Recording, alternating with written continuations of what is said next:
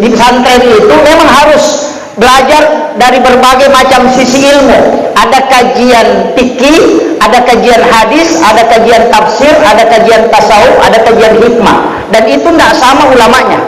Kalau kajian fikih disebut kajian Islam, ulamanya disebut fuqaha, kajiannya itu hukum-hukum antara halal atau tidak. Mazhabnya Syafi'i, Maliki, Hanafi, dan Ahmad bin Hambal. Kalau naik satu tingkat disebut kajian iman, ulamanya disebut murabbi, bukan fuqaha, tapi disebut murabbi. Mazhabnya Mu'tazilah, Jabariyah, Qadariyah, Sunni dengan Syiah. Itu kajiannya adalah tauhid. Kemudian diangkat satu grade lagi, namanya kajian ihsan. Ulamanya disebut mursyid, mazhabnya disebut tarekat. Jadi tarekat ada khalwatiyah, ada samam, ada yusufiyah, ada saktari, ada ahlaki. Jadi nanti ulamanya ini beda-beda. Ulama fikih itu beda kajiannya dengan ulama tasawuf. Nanti yang membuat rancu Indonesia ini, Pak, dai-dai yang mencampur tiga ini. Ya napa si garu-garu ya talwewe malah saulu jamaah. Nah ustaz yang dari itu pusing. Makanya saya sering kadang kalau dengarkan ceramah itu kadang stres. Kita yang dari pondok ini justru dirubah pemahaman. Saya kasih contoh, kenapa ada yang memfatwakan sungkeman dengan orang tua itu musyrik, hormat kepada bendera merah putih itu musyrik, karena kajian adab dikasih turun ke kajian tauhid. Itu bahaya. Kan begini, sungkeman ke orang tua itu akhlak anak kepada ibu bapaknya. Berarti dia kajian adab. Adab itu tanda ta'zim, bukan menyembah. Tapi ketika dikasih turun ke kajian tauhid, sungkaman ke orang tua jadi musyrik. Karena sujud di hadapan orang itu musyrik. Coba bahayanya, Pak. Hormat kepada bendera merah putih itu kan ta'zim kepada pejuang kita yang meninggal atas memperjuangkan bangsa Indonesia ini. Tapi ketika dikasih turun ke tauhid, hormat kepada makhluk itu musyrik. Bayangkan.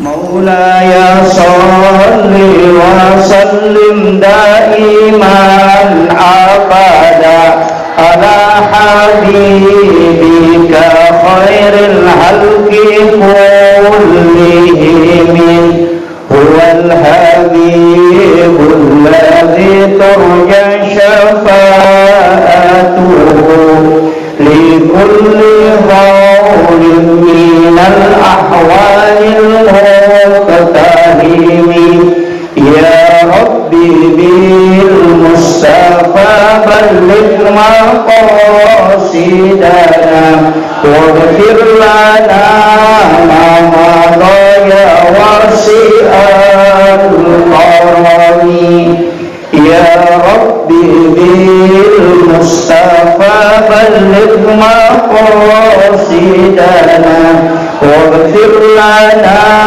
ma madaya wasi'al qarami ila khutratin Nabi Mustafa sallallahu alaihi wasallam Muhammadin wa ila jami'il anbiya wal mursalin wasyuhada wassalihin wal malaikati wal muqarrabin wa kullu mu'assisin jami'in hadathi al-awwal wa khususan ila qadra sayyid Hashim Shah ila asfa ila ismusa al-Fatihah.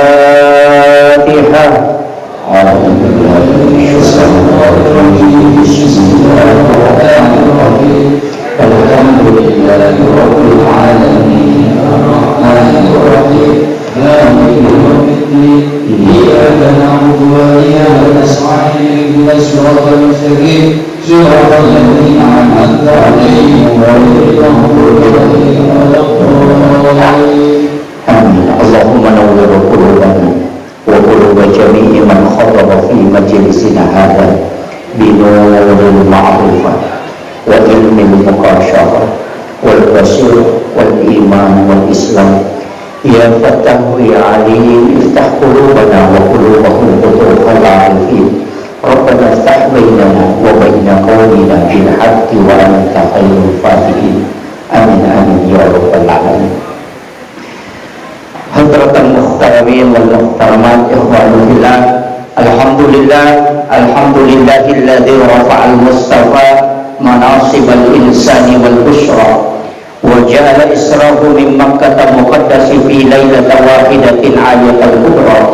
Wassalatu wassalamu ala asyrafil anbiya'i wal mursalin sayyidina wa maulana wa habibina wa syafi'ina wa ala alihi wa ashabihi wa sahabatihi ajma'in. Allahumma salli ala sayyidina Muhammadin tibbil qulubi wa dawaiha wa afiyatil abdani wa shifaiha wa nuril absari wa diyaiha wa ala alihi wa sahbihi wa sallim.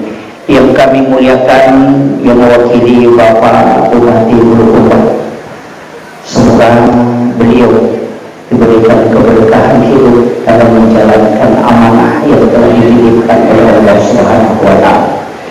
Yang kami muliakan dan kami takzimi ayahanda selaku Isyuriah PCNU Kabupaten Bulukumba beserta seluruh jajaran Suriah, jajaran Kanvizia, ibu-ibu muslimat, khusus ketua muslimat, para badan otonom dan lembaga Nahdlatul Ulama Kabupaten Bulukumba beserta seluruh jamiah, dan juga kepada Ikatan Kerukunan Keluarga Jawa di Kabupaten Bulukumba yang kami muliakan dan kami takzimi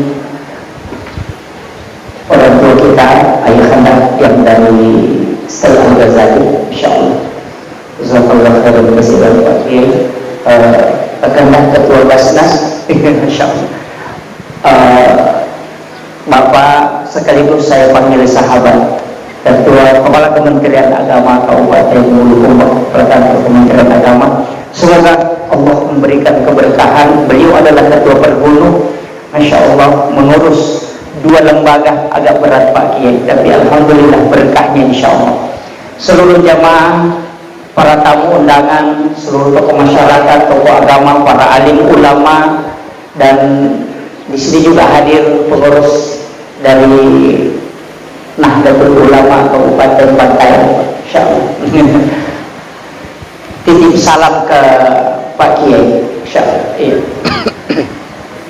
Seluruh santri dan santriwati, para wali santri dan para azatis dan azatizah, hadirin dan hadirat, adik-adik dari Ansor Bansar yang insyaallah kesemuanya semoga dirahmati oleh Allah Subhanahu wa Ta'ala. Saya melihat jam ini sudah 2:30, jadi saya ceramah paling lama 1 jam. Mudah-mudahan asar nanti saya mohon izin agak lewat sedikit mungkin, atau kita pas asar selesai.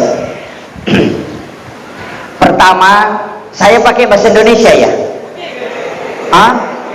Bahasa Bugis?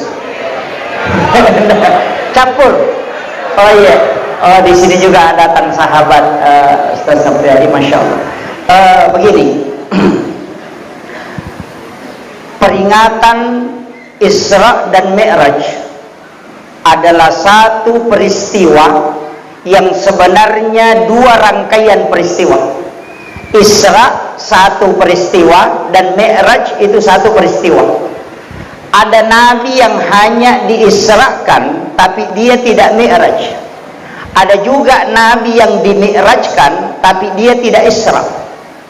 Rasulullah selain diisrakan juga dimi'rajkan.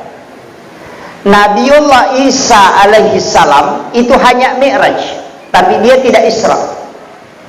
Jadi Nabi Isa itu diangkat dari bumi langsung ke langit kedua. Makanya penghuni langit kedua itu ada 2. Yang pertama adalah Nabiullah Isa alaihi salam, yang kedua Nabi Yahya. 2 nabi ini unik Pak. Nabi Isa lahir tanpa bapak, Nabi Yahya lahir dari wanita yang sudah berhenti haid, menopause. Itu hal yang aneh, tapi nanti kita akan bahas apa hikmahnya. Kemudian nabi yang diisrakan tapi tidak Mi'raj itu Nabiullah Musa alaihi salam ketika diperjalankan ke negeri Madian. Itu dengan jarak tempuh lebih 100 km tapi hanya 1 malam. Nabi Rasulullah Muhammad SAW selain Isra dia juga Mi'raj. Jadi Isra dari Mekah ke Palestina, tapi tidak langsung. Kadang-kala kita memahami Nabi itu dari Masjidil Haram langsung ke Masjidil Aqsa, itu tidak. Pertama, Rasulullah dibelah dadanya. Ini kalau dalam kisah itu panjang sekali, tapi saya ambil singkatnya. Nabi dibelah dadanya. Kenapa dibelah dadanya? Kemudian jantungnya diambil, kemudian dimasukkan ke dalam bejana, kemudian diambillah air Sam-Sam, kemudian dimasukkan. Ada ulama mengatakan dibersihkan kalau dalam fikih, tapi dalam hikmah itu tidak. Dalam tasawuf itu berbeda. Ulama tasawuf mengatakan hatinya Rasulullah tidak kotor, makanya tidak dibersihkan.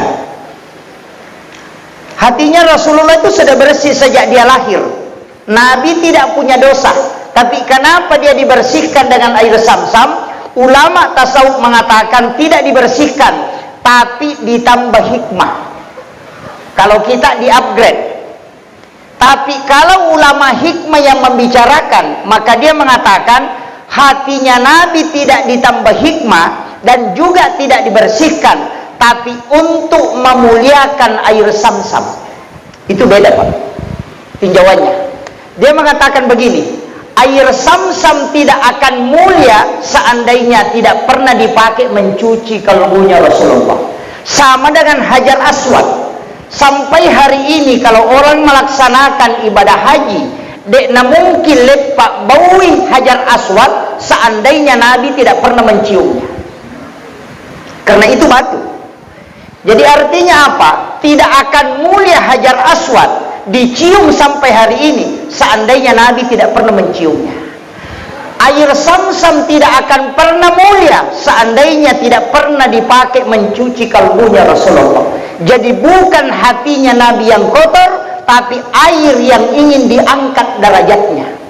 Itu kalau kajiannya ulama kita. Jadi makanya ulama kita bagi pembahasan, makanya kalau di pesantren itu memang harus belajar dari berbagai macam sisi ilmu. Ada kajian fikih, ada kajian hadis, ada kajian tafsir, ada kajian tasawuf, ada kajian hikmah. Dan itu tidak sama ulamanya. Kalau kajian fikih disebut kajian Islam, ulamanya disebut fuqaha. Kajiannya itu hukum-hukum antara halal atau tidak. Mazhabnya Syafi'i, Maliki, Hanafi dan Ahmad bin Hambal. Kalau naik satu tingkat disebut kajian iman. Ulamanya disebut murabbi, bukan fuqaha, tapi disebut murabbi. Mazhabnya Mu'tazilah, Jabariyah, Qadariyah, Sunni dengan Syiah. Itu kajiannya adalah tauhid. Kemudian diangkat satu grade lagi namanya kajian ihsan. Ulamanya disebut mursyid, mazhabnya disebut tarekat. Jadi tarekat ada khalwatiyah, ada samam, ada yusufiyah, ada saktari, ada ahlaki. Jadi nanti ulamanya ini beda-beda. Ulama fikih itu beda kajiannya dengan ulama tasawuf. Nanti yang membuat rancu Indonesia ini, Pak, dai-dai yang mencampur tiga ini. Ya napa si garu-garu ya talwewe malah saulu jamaah. Nah ustaz saya dari itu pusing. Makanya saya sering kadang kalau dengarkan ceramah itu kadang stres. Kita yang dari pondok ini justru dirubah pemahaman. Saya kasih contoh, kenapa ada yang mempatwakan sungkeman dengan orang tua itu musyrik, hormat kepada bendera merah putih itu musyrik, karena kajian adab dikasih turun ke kajian tauhid. Itu bahaya. Kan begini, sungkeman ke orang tua itu akhlak anak kepada ibu bapaknya. Berarti dia kajian adab. Adab itu tanda takzim, bukan menyembah. Tapi ketika dikasih turun ke kajian tauhid, sungkaman ke orang tua jadi musyrik.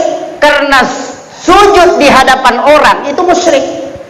Coba bahayanya, Pak. Hormat kepada bendera merah putih itu kan takzim kepada pejuang kita yang meninggal atas memperjuangkan bangsa Indonesia ini. Tapi ketika dikasih turun ke tauhid, hormat kepada makhluk itu musyrik. Bayangkan, ini bahayanya.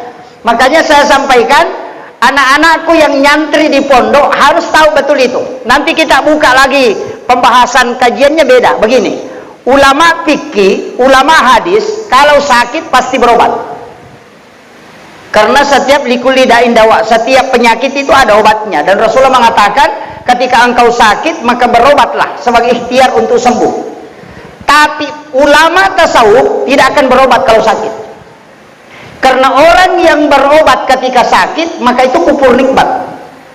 Itu juga hadis, Pak. Rasulullah mengatakan, sehari semalam umatku kena penyakit, 1 tahun dosanya dihapuskan oleh Allah. Makanya pilih mana? Mau sehat banyak dosa, atau mau sakit tapi dihapuskan dosanya? Inilah tarik ulur pemahaman. Kadang kalau kita lihat dalam tinjauan hukum fikih, maka kadang kita salahkan karena standar yang kita pakai standar fikih. Ulama tasawuf tidak melihat ke situ. Itu beda. Makanya sama dengan begini, ulama fikih berwudu kemudian berbohong itu tidak batal wudu. Ulama tasawuf, orang yang sudah berwudu kemudian sudah berbohong, dia gunakan wudunya kemudian berbohong, maka wudunya sudah kotor. Karena wudu bukan an-nadhafah tapi at-tuhur. Coba. Jadi makanya kupure mu pakai jenek mu mak balik aja lalu mu pakai masam pajang. Karena itu sudah kotor, makanya dipakai jadidul wudu, memperbaharui wudu. Coba. Ulama tasawuf kalau singgah di warung pasti bayar dulu baru makan. Karena kalau dia makan dulu baru bayar, tidak ada bedanya mengambil mangganya tetangga, nanti sudah dimakan baru diminta, itu sama. Kan begitu. Tapi ulama fikih itu tidak masalah. Makanya kajian tasawuf dengan kajian fikih itu tidak boleh dilihat dari sisi satu sisi saja. Harus ditarik di mana orang mengambil kaidah. Ini penting. Makanya kalau kita mau kotak-kotakan, ini yang banyak menyalahkan orang. Ulama fikih menyalahkan ulama tasawuf, mengatakan ini sudah sesat, padahal ilmunya tidak sampai. Ya, ini yang banyak. Nah, makanya mudah-mudahan di Bulukumba ini terhindar. Di NU itu begitu, Pak. Makanya kita punya ulama tasawuf, ada yang mengharamkan. Itu karena tidak paham. Itu. Ah, kemudian saya kembali. Jadi Rasulullah itu dari Mekah itu tidak langsung ke Masjidil Aqsa. Dari Makkatul Mukarramah kemudian dibawa ke Madinah. Ini. Jadi dari Mekah dibawa ke Madinah. Malaikat Jibril suruh Rasulullah sholat di Madinah 2 rakaat. Selesai sholat baru Nabi bertanya, wahai Jibril, tempat apa ini? Malaikat Jibril mengatakan, ya Muhammad, kala engkau akan berhijrah ke sini. Itu Nabi sudah tahu. Kemudian setelah itu Nabi dibawa ke Gunung Sinai. Itu tidak langsung lagi, dibawa ke Gunung Sinai, di Bukit Tursina. Nabi disuruh sholat. Nabi sholat 2 rakaat. Selesai sholat Nabi bertanya, wahai Jibril, tempat apa ini? Malaikat Jibril mengatakan, disinilah Nabi Musa berbicara langsung dengan Allah. Wa kallamallahu Musa taklima. Setelah itu dibawa ke sebelah selatan Masjidil Aqsa di Baitul Lahmi, Bethlehem. Kemudian Nabi disuruh sholat. Nabi sholat 2 rakaat. Selesai sholat bertanya, tempat apa ini Jibril? Malaikat Jibril mengatakan, disinilah Isa bin Maryam dilahirkan. Coba. Setelah itu baru dibawa ke Masjidil Aqsa. Kemudian Nabi menjadi imam, yang menjadi makmum di belakangnya adalah semua Nabi dan Rasul yang mendahului Rasulullah. Ini isyarat bahwa Rasulullah adalah imamnya para Nabi. Tapi ada pertanyaan, Pak. Nabi kan belum Mi'raj, tapi dia sudah sholat. Coba. Ini. Nabi kan belum Mi'raj, dia baru Isra. Kalau Mi'raj kan nanti pulang baru bawa perintah sholat, toh. Tapi kan Nabi sudah sholat. Nabi sholat di Madinah, Nabi sholat di Bukit Tursina, Nabi sholat di Baitul Lahmi, menjadi imam di Masjidil Aqsa. Berarti angka memang nasampajan na zaman Nabi sebelum Mi'raj. Disinilah membantah ketika ada ustaz mengatakan nanti ada perintah sholat ketika Nabi dari Isra Mi'raj. Itu keliru betul. Coba buka Al-Quran. Nabi Ibrahim itu berdoa, Rabbana liyuqimas sholah faja'al af'idatan minan nasi tahwi ilaihim. Berarti Nabi Ibrahim sudah sebut sholat. Nabi Zakaria, wa huwa qa'imun yusolli fil mihrab. Dia sementara berdiri sholat di dalam mihrabnya. Kemudian dia berdoa. Maryam sholat di dalam mihrab. Berarti Nabi, Maryam, Nabi Zakaria, kemudian Maryam, kemudian Nabi Ibrahim, Nabi Isa ketika ditanya, dia mengatakan, saya diutus oleh Allah untuk memerintahkan sholat dengan zakat. Berarti sudah ada sholat. Jadi itu sempajangnya tanya pakai siwik baru. Sejak Nabi diutus itu sudah ada perintah sholat.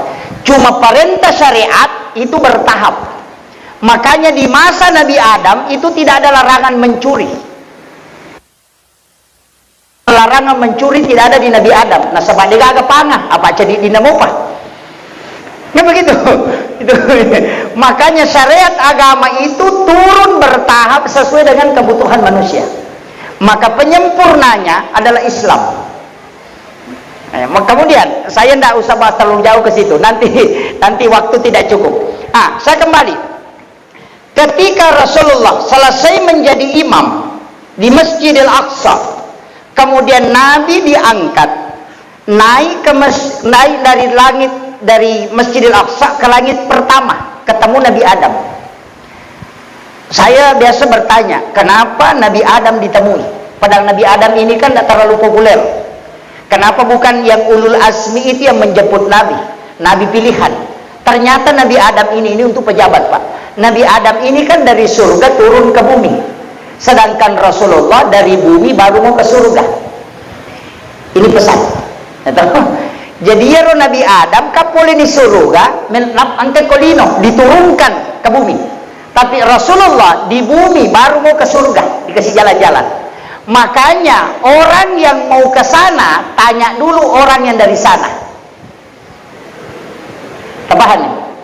Ini ilmunya, Pak. Kenapa dia salaman, menyalami, disalami oleh Nabi Adam? Karena begini, seorang pejabat lama, mestinya pejabat baru itu sowan ke pejabat lama untuk minta nasihat, untuk melanjutkan amanahnya. Kadang-kala pejabat baru, Pak, baku bombek dengan pejabat lama, itu jadi masalah. Ini pesan. Kemudian yang kedua, Nabi itu dikasih tahu sama Nabi Adam, Rasulullah, jangan sampai kau nanti nikmat di surga, kau lupa turun ke bawah. Ingat umatmu perjuangannya. Ini untuk pejabat, Pak. Jangan sampai asik duduk di kursi, dia lupa masyarakat di bawah. Ini pesan. Kadang-kala kalau terlalu enak duduk di kantor yang ber-AC, sudah lupa gubuk-gubuk itu. Ini yang sekarang viral kan banyak. Ini. Makanya belusukan itu sunnah Nabi. Kenapa orang yang turun dari tingkat tinggi ke bawah itu, ke bumi ini, harus didatangi? Saya kasih tahu. Salah satu hadis Nabi yang sangat masyhur bagi orang yang membutuhkan hajat yang kuat. Ya kau tahu angkana cinaila, ada satu hadis Nabi dan itu hadis sahih. Siapa yang tidak punya keturunan atau punya hajat yang tidak bisa terkabul, maka cari 7 orang miskin pada hari Jumat dan sedekahi. Dan suruh dia mendoakan kamu, karena 7 orang miskin berdoa mengalahkan 40 ulama. Itu hadis Nabi. Ini yang jarang kita lakukan. Rasulullah mengatakan ketika kau tidak punya keturunan, jadi kau tahu pura mak bayi ne pura malakai na degaga anak-anak, cari 7 orang miskin, kau sedekahi di hari Jumat, kemudian minta dia yang mendoakan kamu, karena 7 orang itu mengalahkan 40 ulama ketika berdoa. Ini yang kalau nanti saya akan masuk ke caleg. Ini kan nanti jadi sogokan toh. Coba. Nanti kalau orang tidak tahu, tidak ngaji kitab Fathul Mu'in, nanti ini anggap sogokan. Kenapa? Ini caleg kok mau berbagi-bagi. Bagi sembako, bagi ini, berarti ini apa namanya? Ini sogok. Enggak. Caleg itu bisa sogok, bisa tidak. Kalau dia datangi orang yang berhak menerima bantuan, baru dia kasih, baru dia sampaikan, saya punya hajat ingin jadi caleg, mohon didoakan, mudah-mudahan doa yang menyebabkan hajatku terkabul. Itu bukan sogo, itu sunnah. Saya kasih tahu dulu. Kita akan ngaji dulu nih dasarnya. Kalau mengatakan bahwa itu kan jadi masalah, Ustaz. Tidak, begini. Kenapa kita lari ke sholat dulu? Kenapa Imam Nawawi Ad-Dimashqi dalam kitab Hadis Arba'in, Imam Nawawi itu hadis pertama yang diambil adalah hadis tentang niat. Saya ingin kasih tahu, kalau orang sholat di sini 2 rakaat, di sini sholat 2 rakaat, di sini sholat 2 rakaat, di sini sholat 2 rakaat, Sholatnya sama-sama 2 rakaat, gerakannya sama dan bacaannya sama, tapi sholatnya bisa beda hanya karena niat. Ini sholat taubat, ini sholat sunat tahiyatul masjid, ini sholat sunnah wudu, ini sholat sunnah hajat. Yang membedakan cuma niatnya. Semua aktivitas itu lari ke situ. Ini yang orang tidak biasa baca, Pak. Kenapa dia sholat sunnah hajat padahal gerakannya sama? Mungkin di sini sholat taubat, gerakannya juga sama. Sama-sama juga 2 rakaat, tapi karena niatnya sholat hajat di sini, niatnya sholat taubat di sini, sholatnya beda. Sama dengan tadi caleg, ketika dia datang kasih foto ke orang, baru kasih tahu ingat tanggal sekian, coblos nomor ini foto saya, itu baru sogok. Tapi ketika dia datang ke ulama, dia datang ke masyarakat biasa, minta didoakan, itu bukan sogok. Itu sunnah, Pak. Suruhlah orang-orang yang mendoakan, karena mungkin di antara mereka itu yang doanya mustajabah. Dan Rasulullah mengatakan, ketika umatku berkumpul 40 jamaah, salah satunya pasti ada waliullah. Kenapa Imamul Ghazali, Imam Syafi'i mengatakan sholat Jumat nanti sah kalau jumlah jamaah Jumatnya 40? Karena itu dia pakai hadis ini sebagai pedoman. Yang kedua, Rasulullah minta, kalau sholat jenazah usahakan jumlah jamaah 40, karena pasti ada yang diterima doanya sehingga jenazahnya bisa selamat. Itu caranya Nabi menyelamatkan kita. Ini nih, makanya ulama kita kan dari dulu begitu. Makanya dia bilang, ini orang berdosa. Anda pokoknya kumpulkan 40 orang, doakan, ada yang diterima doanya. Tapi kalau preman yang meninggal, tukang bagal yang meninggal, tidak usah roh surya yang mensolati, jangan. Nanti malaikat keberatan, Pak. Kasihlah ketua MWC yang sholat ini. Itu juga jadi masalah ini. Nanti malaikatnya. Kan ada kasusnya itu, Pak. Ketika Rasulullah diminta mensolati jenazah ahli fitnah. Itu kan hadis tentang Ifki itu. Makanya Nabi kan diminta, dan Nabi mau sholati, tapi Allah kan melarang. Kenapa Nabi dilarang mensolati? Kau mintakan ampun atau kau tidak mintakan ampun, tetap Allah tidak akan ampuni. Makanya Nabi dilarang, karena nanti malaikat pusing, Pak. Kalau Nabi yang berdoa, malaikat pusing. Kan begitu. Mau tidak diterima, Nabi yang minta. Sama dengan Fir'aun. Ketika tenggelam di laut itu kan dia mau taubat, tapi malaikat Jibril yang sumpet mulutnya sehingga dia tidak bisa bertobat. Karena malaikat Jibril jengkel. Masa di dunia kau mengaku Tuhan baru sombong, tapi kau mau mati baru mau taubat? Padahal dia tutup itu. Kan Nabi, kan dia sudah tahu itu. Jadi makanya ulama kita dari dulu begitu. Jangan langsung vonis orang, ini masuk neraka, ini masuk neraka, enggak. Bahkan saya dapatkan satu hadis sahih dari Ibnu Mas'ud mengatakan, siapa yang meninggalkan 3 atau 2 anak perempuan ahli ibadah, ibu bapaknya tidak disentuh api neraka. Itu hadis. Makanya yang punya anak laki-laki ya sabar, belum bisa kasih syafaat. Kembali, Rasulullah naik langit pertama, kemudian naik ke langit kedua, itu ketemu dengan Nabi Isa, kemudian Nabi Yahya. 2 nabi ini, Pak, memang profesinya beda. Sama-sama pendakwah, tapi tempat berdakwahnya beda. Kalau Nabi Isa masuk ke tempat-tempat maksiat, di kafe-kafe, di tempat WTS, di tempat orang minum. Yaitu si Nabi Yahya masuk sama orang baik. Nanti orang-orang baik. Ketika 2 mazhab ini ditanya, dia bisa ditanya sama Nabi Yahya, "Mangatosi ko tuh lo sigaru tau majai? Na parinum yo koro WTS mituli musibah koro." Maka Nabi Isa, saya kan Nabi. Sama dengan dokter. Dokter itu mestinya sama orang sakit, karena untuk mengobati supaya jadi sehat. Saya kan Nabi, memperbaiki orang buruk. Masa saya selalu sama orang baik? Kan makanya Nabi Isa kumpul dengan orang-orang jelek. Makanya kalau ada ustaz bolak-balik masuk ke kafe, ndak usah Pak, itu mazhabnya Nabi Isa itu. Itu. Jangan langsung disalahkan dulu lah. Ini. Iya, tapi yang harus kuat mentalnya ini. Makanya kayak Gus Miftah, itu kan tugasnya dia. Lari ke situ. Tapi Nabi Yahya kan ditanya sama Nabi Isa, "Kenapa kau selalu sama orang baik?" Hukum masigi itu 5 ceramah kok. Tahu kanjak itu 5 ceramah. Tahu tepat mi mudakwai. Ada nasa Nabi Yahya. Saya takut kalau terpengaruh. Itulah mazhab saya, Pak. Makanya saya ceramah di depan orang-orang baik saja. Itu. Makanya jamaah tabligh yang berdakwah di pelosok-pelosok, berdakwah di peminum itu tidak usah disalahkan, Pak. Mereka itu silahkan. Islam begitu. Saya ketika ditanya ada ustaz ini begini, ada ustaz, saya bilang tidak usah kau tegur. Ustaz itu masing-masing ada ranahnya. Ustaz Dasat Latif mungkin untuk ke politik, supaya orang-orang politik diceramai. Karena tidak semua orang bisa ceramah begitu, Pak. Mengatakan Ustaz Nur Maulana, ya Ustaz Nur Maulana itu artis. Lari ke artis. Kenapa? Artis itu kompleksitas masalahnya besar, tapi dia mau belajar agama santai. Makanya kasih Ustaz Nur Maulana, sambil tertawa dia bisa paham agama. Itu Allah sudah tempatkan itu, Pak. Kalau mau kajian masuk ke Ustaz Hadi Hidayat, ada Ustaz Gus Baha. Kemudian begitu, Pak, masing-masing ada. Kalau mau kajian tasawuf ada guru Profesor Dr. Nasaruddin Umar. Masing-masing silahkan pilihlah. Jangan saling menyalahkan. Kadang-kala kita aduh Ustaz begini, tidak usah. Diam. Allah sudah tempatkan itu. Nah, ini yang harus kita terima. Makanya NU itu merangkul semua. Karena itu yang dia pahami. Masing-masing ini punya tempat. Iya. Kemudian naik ke langit ketiga, kita percepat. Ini sudah hampir jam 3. Itu jam di belakang kayak mati, itu jam di belakang. Oh iya, mati betul itu.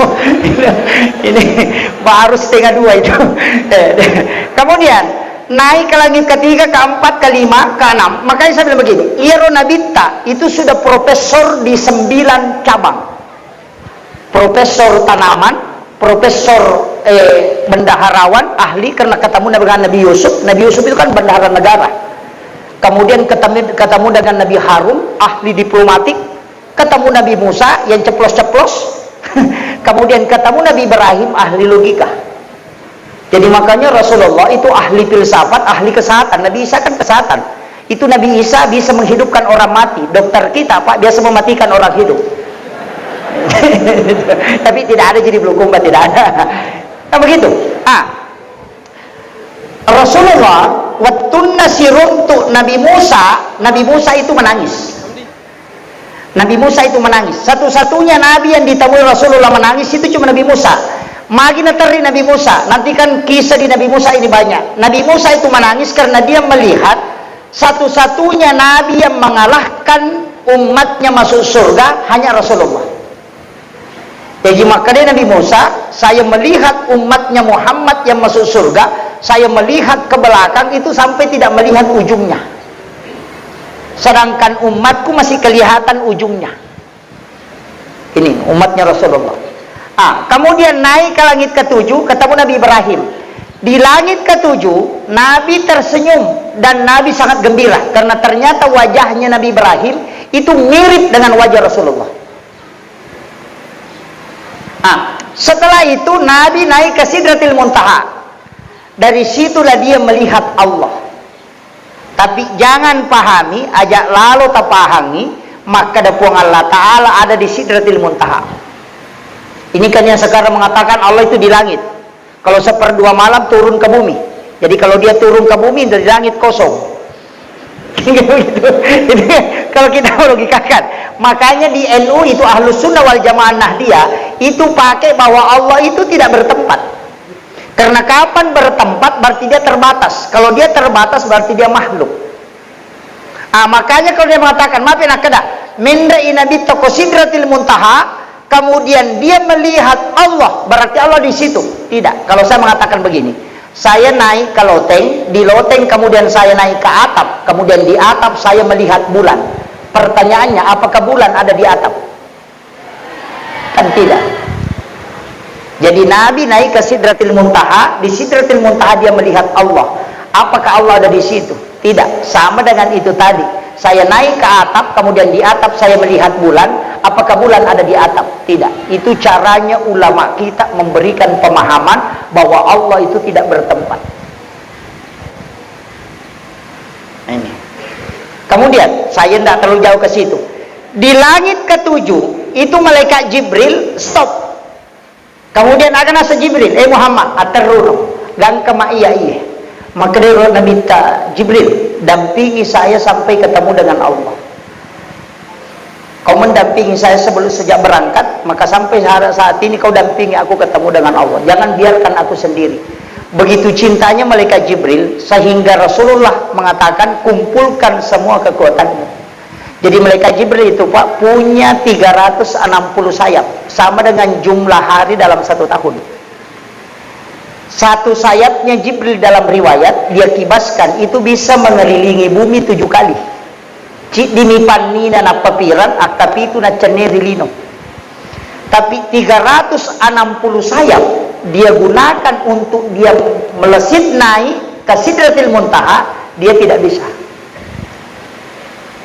Kemudian Jibril mengatakan, aku hanya sampai di sini Muhammad, batasanku sampai di sini. Itulah makna kenapa Imam Ja'far dalam kitab Barsanji dia mengatakan anta nurun fauqa nurin. Itu maksudnya, engkau Muhammad adalah cahaya di atas cahaya. Jibril adalah cahaya, engkau adalah cahaya, tapi kau mengalahkan cahayanya Jibril, sehingga dia mengatakan anta nurun fauqa nurin. Tapi banyak orang pahami anta nurun fauqa nurin, dia kira Nabi itu mengalahkan cahayanya Allah, karena dia kaitkan Quran surah An-Nur ayat 35, nurun ala nur. Itu pemahaman yang keliru, Pak. Padahal yang dimaksud ketika Nabi Isra Mi'raj. Nabi di situ kemudian naik ke Sidratil Muntaha dengan tidak didampingi oleh malaikat Jibril. Makanya sholat itu satu-satunya ibadah yang tidak ada pendamping. Yang lain kan dikirim. Makanya saya selalu sampaikan begini, asam pajalalo ki. Iya ku iya rolengnya dia tajamai. Masalah sah, tapi dia napa ada salah aku sampajak dia tajamai. Kenapa? Karena sholat satu-satunya tidak bisa dicampur, Pak. Ibadah yang lain itu bisa bercampur. Orang puasa main yoker, itu puasanya tidak batal. Iya. Tapi orang sholat main yoker pasti batal sholatnya. Coba. Iya. Orang puasa nonton TV itu tidak batal puasanya, tapi orang sholat nonton TV pasti batal. Kan begitu. Haji orang bisa bicara, sholat tidak bisa. Makanya satu-satunya ibadah yang totalitas itu cuma sholat. Nah nanti kan Nabi kasih kedudukan khusus, as-sholat mukhul ibadah, yaitu sampajangnya ulunna pakasiwingi. Di hadis yang lain mengatakan as-sholatu miftahu kulli khair, yaitu sampajangnya pak bukana sinina decenge. Artinya yang lain ini kan nol. Kalau dia mengatakan miftah berarti pembuka, ya pak buka berarti dia dinilai lah. Kalau dia tidak dibuka, itu masih nol. Makanya maka di guru itu puasa enolo, zakka enolo, haji enolo, sikiri enolo, salawat enolo, ya nolo tambah nolo tambah nolo tambah nolo, kata tak nolo. Toh sebanyak apapun kau lakukan itu tidak ada nilainya. Tapi aku mas sampaja ko cidi, kemudian ma puasa ko cidi tambah nolo berarti 10. Ya aku mas sikiri ditambah nolo berarti 100. Nanti ada nilainya ini ke belakang kalau ini yang satu ada. Makanya disebut miftahu kulli khair. Ini itu kuncinya. Makanya ma puasa nolo, masakka nolo, masikiri nolo, masalawa nolo, masumba nolo, nolo mana? Nolo tambah nolo tambah nolo tambah nolo tambah nolo tambah nolo. Namo sisa buko nolo, tatai nolo. Makanya sholat yang menyebabkan ini dinilai, makanya disebut miftahu kulli khair. Alina minas sabarin tak buka manang itu mancidece. Jadi makanya yang pertama diperiksa adalah sholat kalau di dalam kubur. Tapi orang di kubur mau kembali ke dunia, dikene angka lalang nai parewa lokolino, dia tidak mau pulang sholat, dia tidak mau pulang haji, tapi dia cuma mau pulang sedekah. Kenapa? Saya pernah tanyakan sama guru tak, wasa sampajange pamulangi peresa, magi tau matewe kene li kesempatan rewa, kenapa bukan sholat? Dia mengatakan sholat itu nak pahalanya terbatas, sedekah tidak. Beda itu. Sholat kau kerjakan 1000 rakaat, yang dinilai 1000 rakaat, kau meninggal tidak mungkin bertambah. Tapi sedekah, ada uangmu masuk ke pondok, semen satu sak kau sumbangkan di pesantren ini, anak tempati belajar, guru tempati mengajar, itu dikumpul pahalanya baru dikasih sama orang yang menyumbang tadi. Dan selama orang masih belajar di pondok itu jalan sampai dunia kiamat. Makanya kalau sholat kan sudah kerjakan 1000 rakaat tidak mungkin bertambah, kecuali kau sholat kembali. Tapi kalau sedekah cijan mimu pasu letuk kamalinu mululung amat teru. Makanya orang meninggal itu kitab catatan amalnya tidak tertutup. Makanya disebut innama tuwaffawna ujurahum yaumal qiyamah. Itu kuncinya. Ini yang banyak orang salah pahami. Kalau orang sudah meninggal tertutup semuanya. Apanya tertutup? Ini yang sering saya jengkel, Pak. Kalau ada mengatakan tidak sampai. Ini jadi masalah. Pada di dalam Al-Quran disebutkan innama tuwaffawna ujurahum yaumal qiyamah. Kitab catatan amal nanti tertutup kalau orang sudah kiamat dunia. Makanya makadami itu kau mati tutup usia. Makanya disebut usianya, artinya umurnya yang tertutup. Kitab catatan amal tidak tertutup karena dia masih menunggu amal jariahnya. Makanya bapak-bapak rugi sekali kalau tidak ada wakafnya di pondok. Begitu. Nah maka gampang, Pak, satu sak semen saja dikasih masuk kalau ada dibangun. Berapa aja? 85.000. Itu anak belajar. Orang yang bersedekah di pondok untuk pembangunan pesantren itu pahalanya berlipat-lipat dibanding dengan gurunya. Kenapa? Orang yang bangun ruangan, Pak, ada ruangan dia bangun atau ada andilnya membangun ruangan, pahala murid yang belajar, pahala guru yang mengajar, pahala pengurus yang mengurus, semua dikumpul pahalanya, kemudian diberikan kepada orang yang bersedekah tadi tanpa dikurangi orang melakukan kebaikan ini.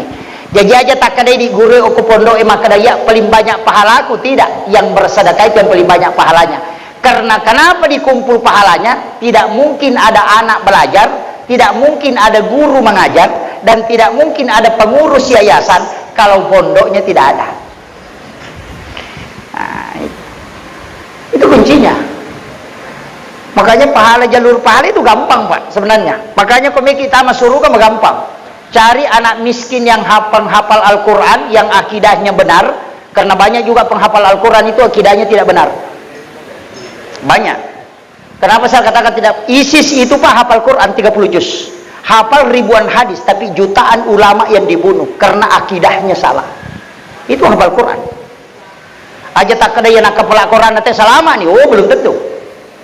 Makanya saya selalu bilang, Pak, biasa kalau diceramah, kong kanak tamita pertama ke pesantren Pak kepala Quran nih, tanya dulu gurunya. Maka dah mengaji tu matemo kata kue. Kalau tidak membaca Al-Quran kepada orang meninggal, aja memang tetap pertama anak tak. Iya, jelas itu, Pak. Maka dah magi Pak Ustaz, masa kita baca Quran aku mati, nah guru nama kada dia naletu. Kan kuncinya di situ saja dia tahu. Tanyakan, apakah di sini orang mengaji kalau ada orang meninggal? Maka dia udah nanti mengaji, aja memang tak pertama. Kecuali ceki yang ngaji yang aku mati, tak pertama nih. Kan itu kuncinya, Pak. Gampang sekali dideteksi itu. Aja na mega pakutana tamaga no anda tanay bawan nih. Pembina na makarawa di moga yuli mengaji tomate teh nak dia nasu mengaji tomate aja memang. Kan begitu. Kalau kita di NU, kan begitu. Makanya orang-orang NU itu harus tahu. Jangan sampai terkecoh dengan adanya hafal Quran cepat hafal ini, jangan. Kalau akidahnya keliru, itu bahaya, Pak. Saya harus luruskan karena saya bicara di depan NU. Yang parah itu kalau pengurus NU masukkan ke situ anaknya, wah itu parah itu.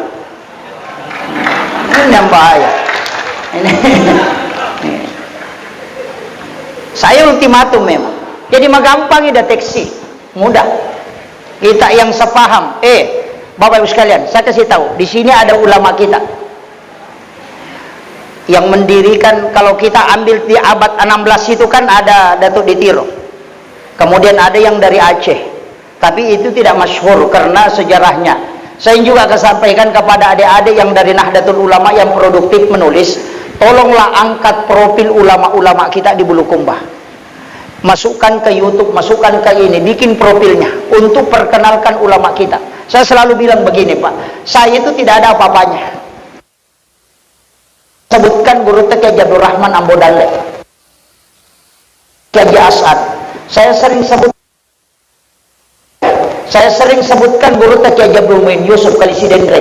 Kenapa saya sebutkan? Itu tinggi, Pak. Guru Kiai Abdul Rahman Ambodalle itu sudah di puncak kewalian. Benderanya guru Saada itu sudah di walia, kedudukannya sudah wali. Kita ini murid-muridnya, kalau mau tinggi derajatnya, nempel saja sama itu. Kalau kau mau angkat bendera sendiri, benderamu tidak akan sampai ke puncak kau wafat. Kan begitu. Ketika engkau ingin mulia, ikut ke situ.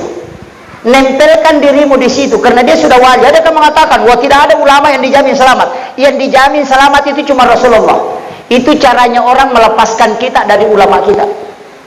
Kenapa? Dia mengatakan jangan ikuti Syafi'i, jangan ikuti Maliki, jangan ikuti, kembali ke Rasulullah, kembali ke Al-Quran dan hadis. Baru dia pakai si Albani. Coba pikir. Dia mengatakan hadis ini disahihkan oleh si Albani. Kau ikut Nabi atau ikut Albani? Coba pikir. Dilarang sholat di depan, di masjid yang ada kuburan di depannya. Kan begitu. Tidak boleh sholat. Itu sama dengan menyembah kuburan. Kalau ada masjid, ada kuburan di depannya, dia tinggalkan itu, tidak mau sholat. Tapi di Madinah, kuburannya Nabi ada di dalam masjid. Tetap sholat di situ. Kalau tidak sah sholatnya orang yang sholat di masjid ada kuburan di depannya, maka tidak sah sholatnya dia di Madinah. Ini kadang kita Pak. Makanya kuburan para wali ini datangi, adik-adik Ansor, adik-adik Les Bumi datangi kuburan para wali kita. Biasakan, tapi saya kasih tahu, hati-hati ziarah kubur. Kadang kita ziarah kubur minta macam-macam. Kadang kami apa mau pure Pak Buti pure Pak Bayi aja lalu mulai saya aja mau ini yang bahaya. Kami sebegitu. Kalau datang ziarah kubur Bu, datang malam Jumat jam 12 malam, ya, atau jam 11 malam datang ke kuburan di malam Jumat. Kemudian sebelum ke situ kita berwudu supaya tidak diganggu oleh jin. Kemudian datang ke situ, kemudian kirimkan Fatihah, doakan orang-orang khusus itu tadi, para wali. Setelah itu minta maki doa, ya Allah berikan aku keberkahan, anak-anak dan keturunanku berikan keberkahan sebagaimana berkah yang kau berikan kepada ulama ini. Setelah itu pulang. Itu namanya tawassul. Yang tidak boleh itu tawassut. Kalau datang minta opo nganu pasalama itu jadi masalah. Itu namanya tawassul. Makanya kita datang doakan, bacakan Fatihah, surah Al-Ikhlas atau bacakan surah Yasin, sudah itu minta berkah kepada Allah. Pot tali toka kasih barakah pada barakah angkai telingnya tu pandritai. Dalilnya jelas Pak, ihdinas siratal mustaqim, siratal ladzina an'amta alaihim. Di situ bukan siratal nabi, bukan siratal rasul, tapi siratal ladzina an'amta alaihim. Jalannya orang-orang yang kau beri nikmat. Wali diberi nikmat karamah, itu yang kita minta. Tidak ada bedanya Pak. Kalau ada orang pindah rumah baru, nah itu cantik bolan, agak biasa po.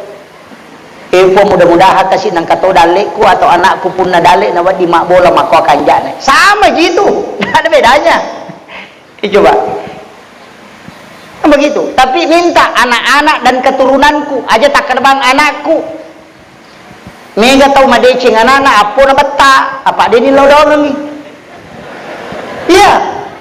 Makanya Nabi itu berdoa, dia ikutkan keturunan, anak-anak dan keturunanku. Makanya cicit-cicitnya ke bawah itu terjaga karena dia sudah doakan.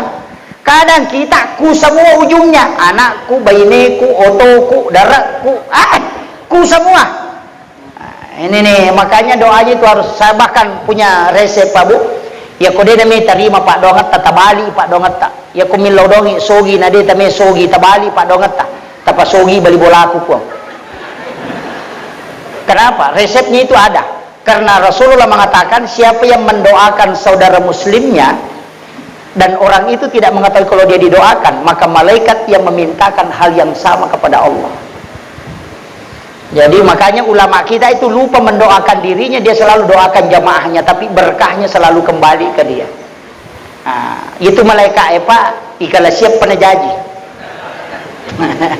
Saya itu sering mengakali malaikat Pak. Ada orang itu disuruh sedekah subuh 1 kali 1 bulan. Setiap sudah terima gaji langsung bayar 100.000. Dia bilang saya niatkan Pak Ustaz 1 bulan. Oh tunggu dulu bos, rugi ki. Lebih baik 2.000 per hari daripada 100.000 1 bulan. Maka dawasa mega 100 ya sab Ustaz.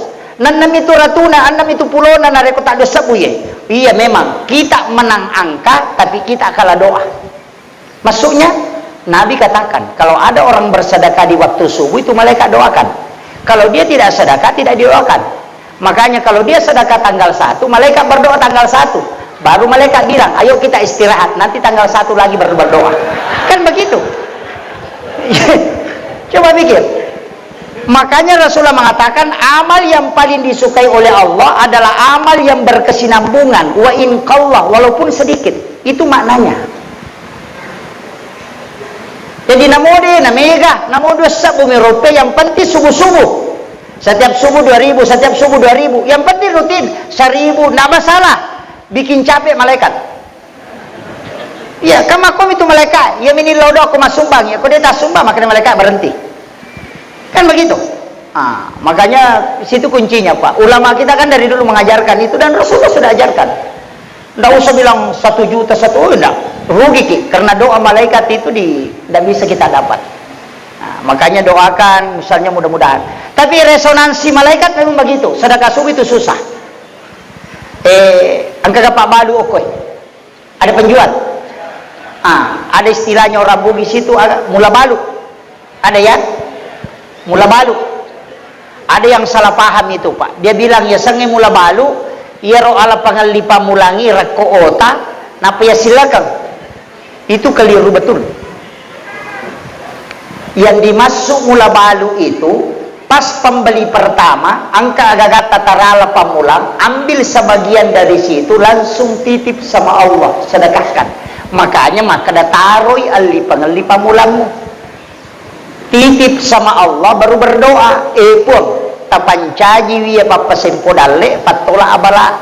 Ulama kita itu menjamin siapa yang melakukan itu setiap pembeli pertama di dagangannya, dia langsung titip kepada Allah, usahanya tidak akan pernah macet. Yo pui di irak ko otai napai Pak Biri. Napa maka datoli upake moje mula balu enade umadeceng. Salah-salah nih bos. Ini penting, Pak. Makanya ilmu itu juga harus dipelajari. Makanya kaidah-kaidah ulama kita di Bulukumba ini kan kental. Tadi ada MWC istimewa ya. Iya, alhamdulillah itu penting. Karena NU itu menggunakan tradisi sama dengan Datuk Ditiro. Dia menggunakan ilmu tasawuf untuk mendekati masyarakat, karena ilmu hakikat itu pasti dicari. Dia menggunakan tradisi sebagai media. Makanya di NU itu ada namanya islamisasi adat, mengislamkan adat. Macera diganti syukuran, kan begitu. Jadi dia ganti itu. Jadi aku makan macera bola, macera wetang, dia ganti semua itu. Syukuran pindah rumah, syukuran 7 bulanan, dia pakai itu. Jadi dia supaya nilai islaminya masuk. Jadi tidak menghilangkan tradisi, tapi menggunakan sebagai alat untuk dakwah. Dan itu diterima betul, Pak. Kan masih dekat di masyarakat itu kita negara. Mau turun sawah pasti syukur makan dulu. Selamatan. Yuli nipu imam baca doa. Dia doakan keselamatan. Kemudian sudah itu makan. Ada yang mengatakan itu musyrik. Dari mana musyriknya? Tidak musyrik, karena sedekah itu menjadi tolak bala. Makanya maka dia tolak bala. Pu imangi suruh baca karena pasti dia sholat. Kan begitu. Nanti kan memberi makan kepada orang, kemudian dia melaksanakan sholat 40 hari itu tidak habis di perutnya. Dan setiap waktu dia sholat didoakan oleh para malaikat. Makanya orang tua dulu kalau turun sawah, dia namanya pakai jajakan nih. Selamat, padahal dia namanya racun na pakai. Tidak negara pagalungnya makokoi. Ang kemana nih rupana pasompro, kemana nih rupana. Tapi mega mati lasa, magai. Dia nagaga milodongan nih. Hilang itu tolak balanya. Coba kare. Magai. Melo no galunge orang kaya. Mau panen orang kaya dipakai. Biasa atau kasih si masangking. Orang miskin pergi ya komite senama buat tahu lah kada mudah-mudahan kasih salama inang kato dale tamatu. Itu sudah doanya orang miskin. Tapi makokoe agak nasang manyanya mana to sugi. Hilang doanya. Ini yang hilang, Pak. Tradisi itu boleh harus dikembalikan. Kemudian saya kasih tahu kuncinya. Magi tomatot tariolo, saya sedikit kasih kajian ini. Magi orang tua dulu, ulama kita dulu memahami bahwa ia tu sampajange angkamu oko alemu. Tapi banyak orang salah paham. Ini lagi kalau salah paham bahaya. Maka dia tu sampajange angkamu oko alemu. Apa makreman arap-arap saupa kada arap-arap bah. Niga misangi alena yang misangi punna. Kan begitu. Karena wapi ampusi ko mapalatu basirun alemu made mu guruiwi. Kan ada di situ semua. Itu yang diambil dalil. Coba kita lihat, Pak.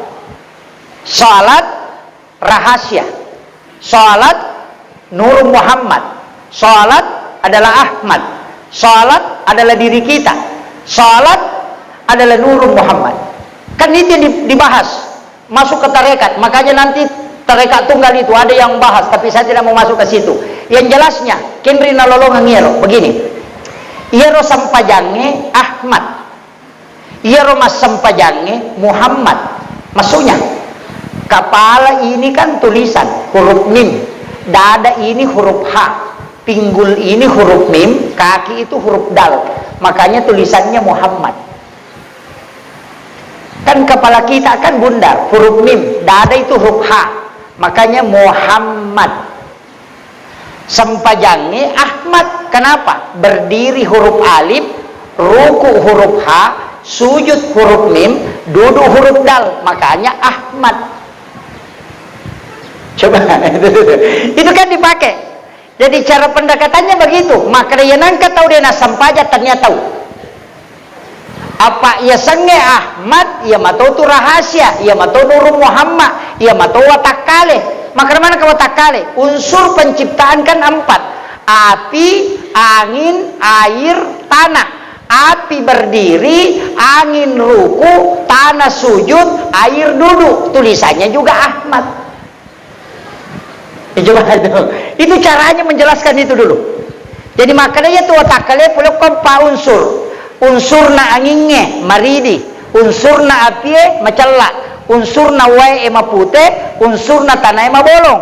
Ia ko tatongi sipa na apie alipu ilambana. Ia ko rokoi sipa na anginge maridi, hurupu na hurupu ha. Ia ko sujui tanah, simbolnya itulah warna hitam, simbolnya huruf mim.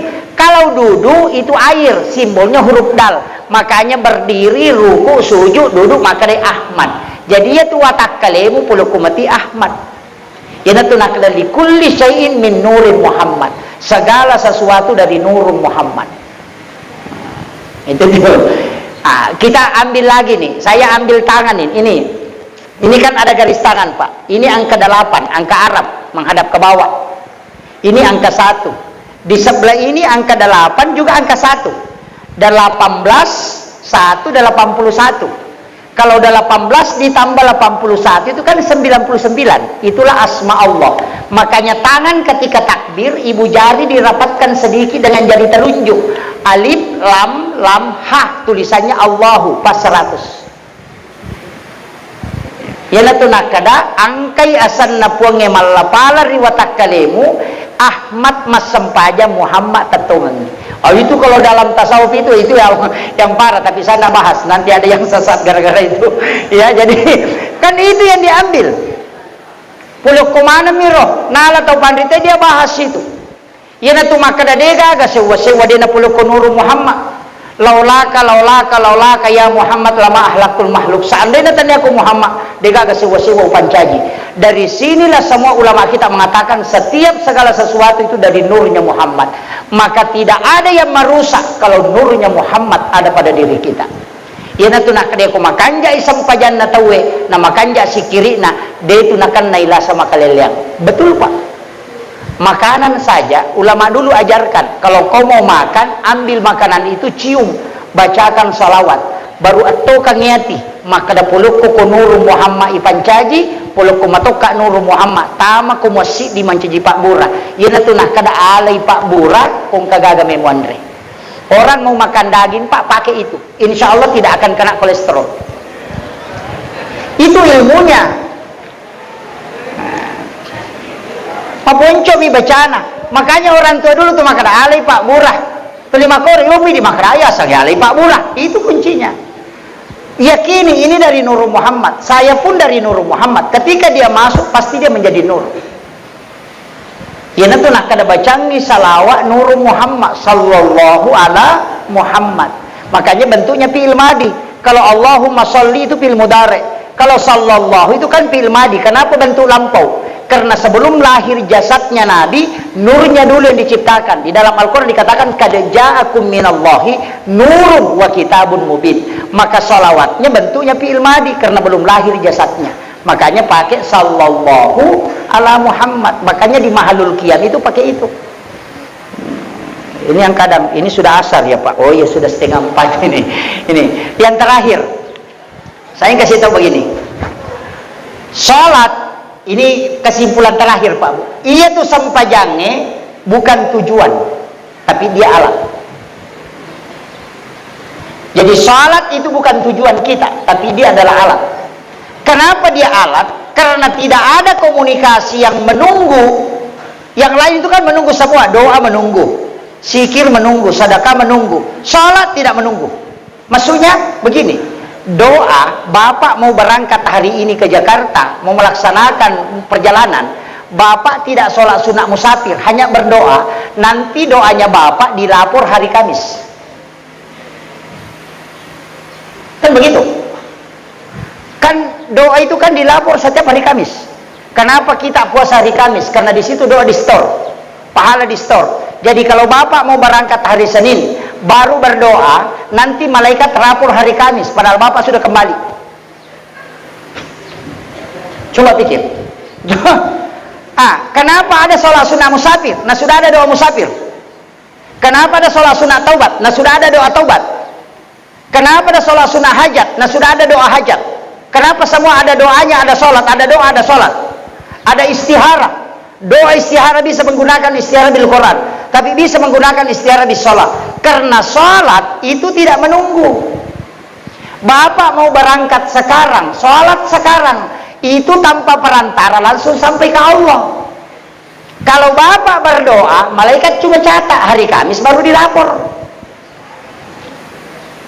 Dan itu kuncinya. Makanya kalau berdoa juga Pak, jangan pindah-pindah. Kadang-kala kita berdoa baru marah-marah. Kenapa? Allah tidak ijabah doaku. Baru dia mintanya baru berubah. Hari Senin minta sepeda, hari Selasa minta motor, hari Rabu minta mobil. Padahal malaikat lapor hari Kamis. Stres malaikat itu. Aso sini milo sepeda, Selasa milo motor, Rabu milo auto. Maka malaikat dia pergi lapor ya. Coba pikir. Makanya Rasulullah mengatakan ijabu 240 yauman mania. Nabi Musa saja berdoa 30 hari disuruh tambah 10 hari.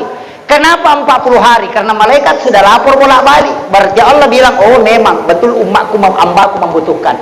Itulah makna Allah malu kepada hambanya ketika dia tidak meminta kemudian dia tidak kasih. Makanya penutup doa itu wa isa salaka ibadi anni fa inni qarib ujibu da'watan izadaan. Ada terakhir izadaan. Karena ada orang berdoa tapi dia tidak berdoa. Itu maksudnya tadi. Hari Senin minta beda, Selasa minta beda, hari Rabu minta beda. Makanya kalau pakai analogi sederhana, kong ke anak tak tahu hari Senin minta sepeda, hari Selasa minta dibelikan mobil-mobil, hari Rabu minta dibelikan baju, pasti kita belikan es krim supaya dia diam. Tapi coba ada anak bangun ki mak belikan ke sepeda, mau ke kantor mak belikan ke sepeda, rewaki boleh kantor mak ada belikan sepeda aku. 1 minggu saja anak selalu bilang mak belikan ke sepeda, kalau ada uang pasti kita belikan. Begitu caranya juga ketika hamba meminta kepada Allah. Kadang kita salahkan doaku tidak dijabah karena cara kita berdoa yang beda. Tidak istiqamah dalam doa. Makanya kunci agama itu memahami itu saja Pak. Kuncinya biar doa sembarang saja. Yang penting istiqamah terus minta. Allah akan bilang betul-betul hambaku membutuhkan ini. Itu aja. Jangan berubah-ubah Pak. Maka hari Kamis baru dilapor. Malaikat juga bilang, "Bade pu lapor inalah simillah." Aja bawa nih. Selesai begitu. Ini penting. Kemudian ada satu doa. Itu doa istilahnya begini. Saya katakan cek kosong. Bapak Ibu pasti hafal. Doa sapu jagat. Dihafal toh? Rabbana atina fid dunya hasanah wa fil akhirati hasanah wa qina azabannar. Ini doa sapu jagat. Kenapa dikatakan sapu jagat? Karena doa ini sebenarnya semua isinya dunia bisa dimasukkan. Tapi doa ini cek kosong, tidak ada isinya. Rabbana atina fid dunya hasanah itu tidak ada isinya. Itu kosong Pak. Ya Rabbana atina fid dunya hasanah wa fil akhirati hasanah wa qina azabannar. Itu tidak ada isinya. Kalau orang baca saja terus itu berarti dia kosongkan. Ini pesannya guru Taqi Abdul Rahman Abu Dalil. Maka dia tu doa nak Rabbana atina, mega tahu mapla, tapi mega tahu dia nak paham. Itu pesan beliau. Rabbana atina fid dunya hasanah, decengagana lino macinang, ilau nyokor. Sehingga di situ, karena itu masih kosong, makanya disapu-sapu jagat, karena belum ada isinya. Itu makanya saya bilang cek kosong tadi. Rabbana atina fid dunya hasanah, decengagana lino macinang, minta di situ. Kalau jabatan minta di situ. Lisariwi aja mu palaba ilok bana pak dia pakai sana tuh napakosonga kupong Allah Ta'ala doa pendek ini supaya kau yang mengisi, makanya disebut sapu jagat. Jadi utan reti aku kata baca tu doa nadena lepang kada dia diperisang sana ini Rabbana atina fid dunya hasanah wa fil akhirati hasanah wa qina azabannar, ada di sana.